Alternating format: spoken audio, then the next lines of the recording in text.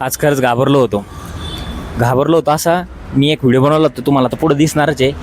एक काका होते 67 वर्षाचे, सिक्युरिटीमध्ये काम करतात. मी त्यांच्यासोबत बोललो. त्यांना बोलताना मी आज खरंच माझी लिमिट क्रॉस केली. म्हणजे मला बोलताना सुचत नव्हतं काही, माझे शब्द सुचत नव्हते. मी घाबरून गेलो होतो पूर्ण. ते कसं झालं हे पुढं बघायला भेटणारच तुम्हाला. नमस्कार. आज बघूया काय होतं तर. काका नमस्कार. माझं काम आहे, मी आत्ताच व्हिडिओ बनवायला लागलो. मला एक प्रश्न विचारायचा होता तुम्हाला, की तुम्ही दिवसभरी काम करा, तुम्हाला कसं वाटतं? काय झालं? काय हे मी आत्ता व्हिडिओ बनवायला लागलो. व्हिडिओ बनवतोय मी. काय म्हणतो? व्हिडिओ बनवतोय म्हटलं मी. तर त्याच्यामध्ये तुम्हाला हे सांगायचं की तुम्ही दिवसभर काम करता. तुम्ही दिवसभर काम करून 12 घंटे काम करून दिवसभर थकून काय वाटतं तुम्हाला? काय वाटतं? मी थकून जाते, मला उठवत नाही घरी. उठवत नाही. आता तुमचं वय किती का सध्याला? आता माझं वय 60 आणि 7 आहे. 60 वय आहे तुमचं सध्याला, बरोबर? 60 आणि 7. 67 वय आहे तुमचं सध्याला. काका 67 वर्ष वयामध्ये सुद्धा हे काम करता तुम्ही. मी आता मग घर कसं चालू, भाडं कसं भरू, कसं चालू, माझं दुखणं गोळ्या कोण देणार? आणि मुलं वगैरे काय करतात तुमची? मुलं काय प्रायव्हेट काम करतात. अच्छा अच्छा घर भाडं, बायकोचं ऑपरेशन झाले माझे, मी बी आजारी आहे. अच्छा अच्छा. मग कसं करणार? घर भाडं कसं भरू, खाणार काय? तर तुम्ही किती घंटे काम करता मग टोटल? मी आता 12 तास करतो. 12 तास काम. 8 ते 8. दिवसभर 12 तास काम करून भागते काम मध्ये आता? नाही भागत. नाही भागत, बरोबर आहे. नाही भागत, काय करू? हा कधी असतं कधी नसतं, घरात चालतंय, मग काय करू? हा.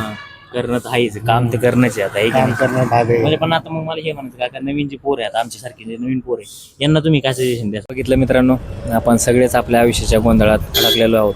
म्हणजे बघा ना, 67 वर्ष वय असताना काकाला किती काम करावं लागतं. बायकोचं मेडिकल, हॉस्पिटलचा खर्च, घर खर्च, त्यांचे मुलं आहेत ते प्रायव्हेटमध्ये कुठेतरी काम करताय, त्यांची मुलांची सॅलरी त्यांना पुरत नसत.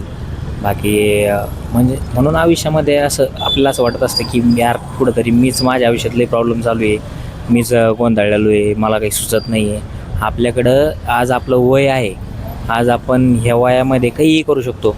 म्हणून भविष्याची प्लॅनिंग हे करणं गरजेचीच आहे.